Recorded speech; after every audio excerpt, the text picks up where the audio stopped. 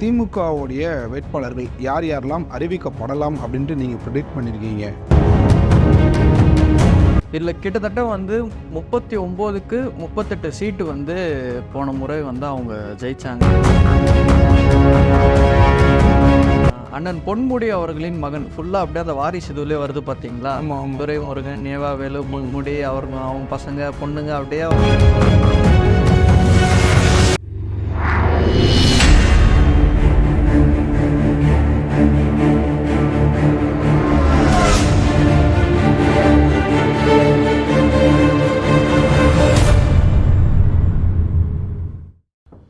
Times of Tamil Nadu நேயர்களுக்கு வணக்கம். கடந்த நேர்காணலில் பார்த்தீங்கன்னா நம்ம பாஜகவுடைய வேட்பாளர்கள் யார் யாரெல்லாம் எந்தெந்த தொகுதியில் நிற்பாங்க, அவங்களுடைய வெற்றி சதவீதம் எப்படி இருக்கும், ஆப்போனண்ட் யார் அப்படின்றத டீட்டெயில்டாக பார்த்தோம். அதே மாதிரி இப்போ திமுகவுடைய வேட்பாளர்கள் யார் யாரெல்லாம் அறிவிக்கப்படலாம், அவங்களுடைய வெற்றி சதவீதம் எப்படி இருக்கும் அப்படின்றத பற்றி பேசுகிறதுக்கு பிரதீப் வந்திருக்காரு. வாங்க அவர்கிட்ட பேசுவோம். வணக்கம் பிரதீப். கடந்த நேர்காணலில் நீங்கள் சொல்லியிருந்தீங்க பாஜகவுடைய வேட்பாளர்கள் இந்தந்த தொகுதியில் அவங்க நிற்பதற்கு வாய்ப்புகள் அதிகம் அப்படின்ற மாதிரி சொல்லியிருந்தீங்க. அதே மாதிரி திமுகவுடைய வேட்பாளர்கள் யார் யாரெல்லாம் அறிவிக்கப்படலாம் அப்படின்ட்டு நீங்கள் ப்ரிடிக்ட் பண்ணியிருக்கீங்க அப்படின்றத கொஞ்சம் தெளிவாக சொல்லுங்கள்.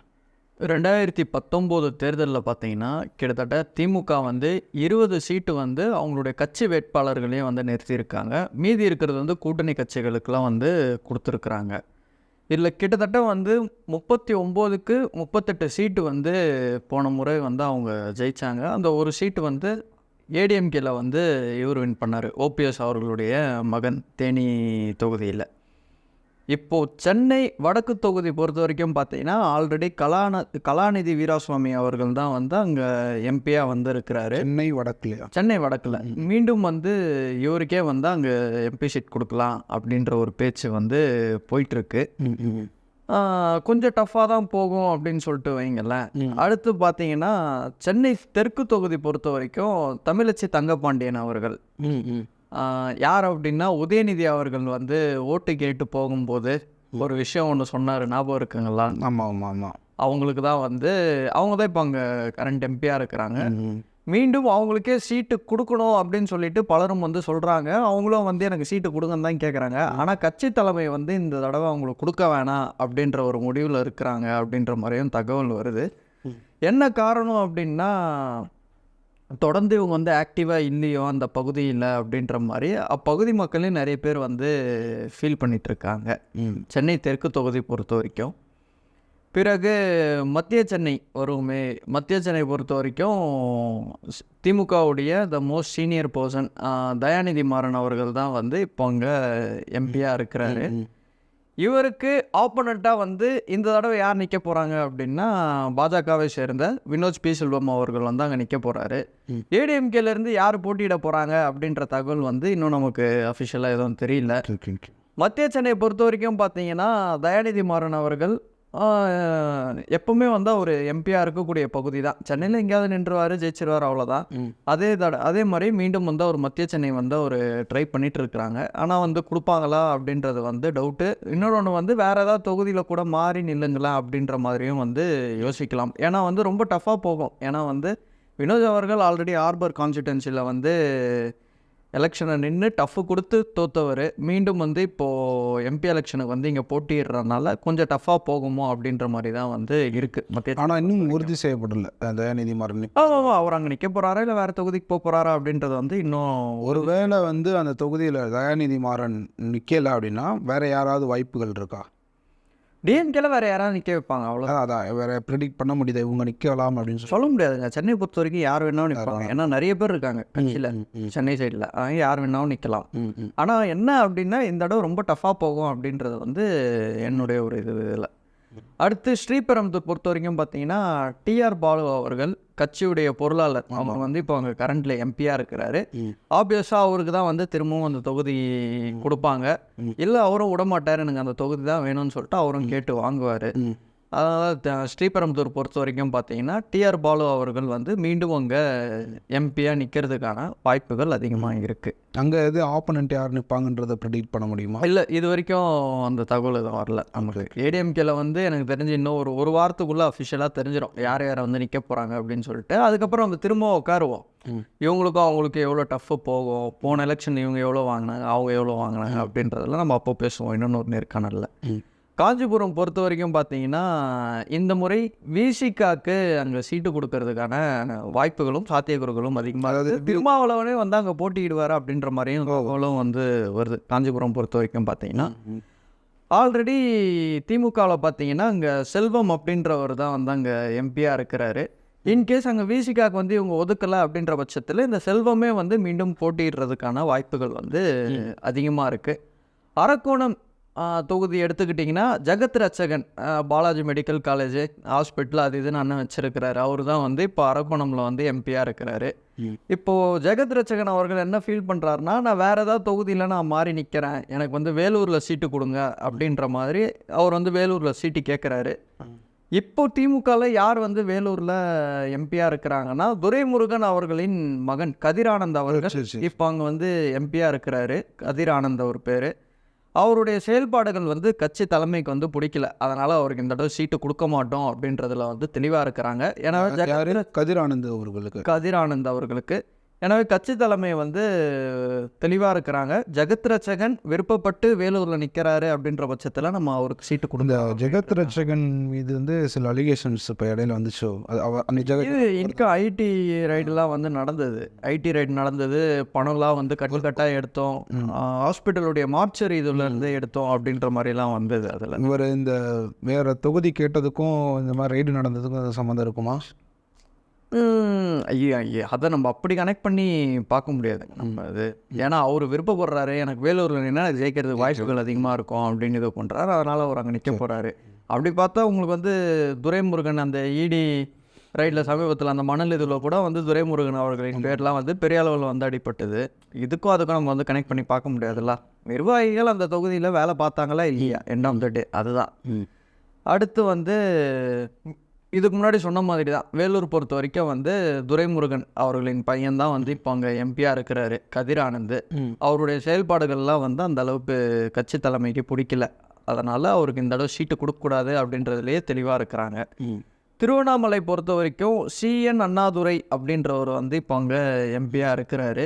அவர் ஒரு பக்கம் ட்ரை பண்ணுறாரு, திரும்பவும் எனக்கே சீட்டு கொடுங்க அப்படின்னு சொல்லிட்டு. ஏவாவேலு அவர்களின் மகன் கம்பன் நினைக்கிறேன், டாக்டர் அவர் பையன் பேர், அவர் வந்து மீண்டும் அங்கே ஏவாவேலுடைய பையனுக்கு வந்து இப்போ அங்கே ஏவாவேலு சீட்டு ட்ரை பண்ணிகிட்டு இருக்கிறாரு. திருவண்ணாமலையில் எங்களுக்கு நீங்கள் சீட்டு கொடுங்க அப்படின்னு சொல்லிட்டு கட்சி தலைமை வந்து ஏவாவேலு பையனுக்கு தான் வந்து சீட்டு கொடுக்குமோ அப்படின்ற மாதிரியும் பலரும் பேசுகிறாங்க.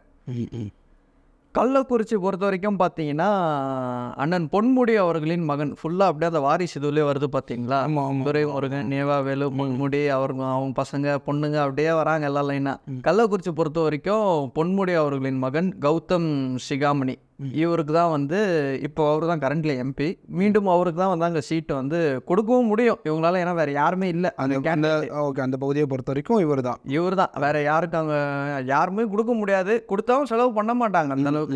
அண்ணங்கிட்ட வந்து நல்லா கொஞ்சம் பேக்கப்லாம் இருக்கிறதுனால இவருக்கு மீண்டும் அங்கே சீட்டு கொடுக்கறதுக்கான வாய்ப்புகள் இருக்குது. சேலமில் வந்து தற்போதைய எம்பி வந்து பார்த்திபன். ஆனால் கட்சி தலைமை வந்து இந்த தடவை என்ன சொல்கிறாங்கன்னா, இந்த முறை அவருக்கு சீட்டு கொடுக்க வேணாம், உதயநிதிக்கு ரொம்ப நெருக்கமான ஒரு நபர் வந்து PK பாபு அப்படின்னு சொல்லிட்டு உதயநிதியுடைய அந்த நற்பணி மன்றம்ல வச்சிருக்கிறார்களா, அதில் ஒரு முக்கிய நிர்வாகி போல. அதனால PK பாபு அவர்களுக்கு இந்த தடவை சீட்டு கொடுப்போம் அப்படின்ற மாதிரி ஒரு பக்கம் பேசினாலும், இன்னொரு சைடில் வந்து வீரபாண்டி ஆறுமுகம் மூத்த நிர்வாகி, அவருடைய பேத்தி பேர் வந்து மலர்விழி, இவங்களும் வந்து ஒரு பக்கம் ட்ரை பண்ணிட்டு இருக்கிறாங்க சேலமில். ஆனால் சேலம் பொறுத்த வரைக்கும் இவங்க 2 பேரில் யார்கிட்ட கொடுத்தாலும் அங்கே சேலமில் டிஎம்கே வந்து வின் பண்ணுறோம். அது நிறைய சாத்தியக்கூறுகள் அதிகமாக இருக்குது சேலமில். அடுத்து அப்படியே எடுத்திங்கன்னா முக்கியமான தொகுதி கரூர். வரேன் கரூர் அடுத்து வரேன். நீலகிரி பொறுத்த வரைக்கும் பார்த்தீங்கன்னா இப்போது அங்கே இருக்கக்கூடிய எம்பி வந்து ஆர் ஆசா அவர்கள், திமுகவை சேர்ந்தவர். இவருக்கு இப்போது அப்போசிஷனில் யார் நிற்க போகிறாருன்னா பாஜகவை சேர்ந்த எல் முருகன் அவர்கள் அங்கே போட்டியிட போகிறாரு. இதற்கு முன்னாடி வந்த பேச்சு என்னதுன்னா ஆராசா அவர்கள் அங்கே போட்டியிட மாட்டார் அப்படின்ற மாதிரி தகவல் நிறைய வந்தது. இப்போ எல் முருகனே அங்கே வந்து டைரெக்டாக போட்டியிடுறதுனால அப்போ நானே அங்கே நிற்கிறேன், ஏன்னா வேறு யாராவது நின்னாங்கன்னா எப்படி அங்கே ஓட்டு இதுவாகும்னு தெரியல, அதனால் நானே வந்து களத்தில் நிற்கிறேன் அப்படின்றது உள்ள ராசா அவர்கள் மீண்டும் நீலகிரியில் போட்டியிடுவதற்கான வாய்ப்புகள் அதிகமாக இருக்குது. கரூர் பொறுத்த வரைக்கும் கேட்டிங்களா, அங்கே இருக்கக்கூடிய கரண்ட் எம்பி வந்து காங்கிரஸ் எம்பி ஜோதிமணி அவர்கள் சமீப காலமாகவே கிடையாது, ஒரு 2 வருஷமாகவே பார்த்தீங்கன்னா ஜோதிமணி அவர்களுக்கும் அங்கே இருக்கக்கூடிய திமுக நிர்வாகிகளுக்குமே வந்து நிறைய பிரச்சனைகள்லாம் வந்து போயிட்டு இருந்தது. இந்த அம்மா ஆஃபீஸ்லேருந்து வெளில அனுப்புறது அந்த மாதிரி பிரச்சனைலாம் வந்து நிறைய வீடியோலாம் கூட வந்திருந்தது. நம்மளும் அதை பார்த்துருந்தோம். நம்ம இப்போ ஜோதிமணி அவர்கள் என்ன கேட்குறாங்கன்னா, எனக்கு கரூர் வேணால் நான் வந்து திண்டுக்கல்லில் நான் போய் நிற்கிறேன் அப்படின்ற மாதிரி அவங்க கேட்டிருக்காங்க. அப்போ கரூரில் வந்து திமுகவில் யாருக்கு சீட்டு கொடுப்பாங்க அப்படின்றது வந்து தெரியல. பெரம்பலூர் பொறுத்த வரைக்கும் தற்போதைய எம்பி வந்து அங்கே எஸ்ஆர்எம் பாரிவேந்தர் அவர்கள், எஸ்ஆர்எம் காலேஜுடைய ஓனர்.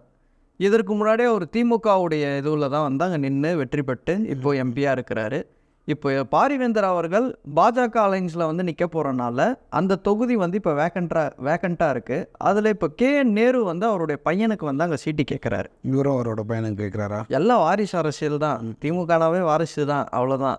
அவர் பையன் பேர் பார்த்தீங்கன்னா அருண். அதனால் பெரம்பலூர் தொகுதியில் வந்து KN நேரு அவர்களின் மகன் அங்கே நிற்பதற்கான வாய்ப்புகள் அதிகமாகவே இருக்குது.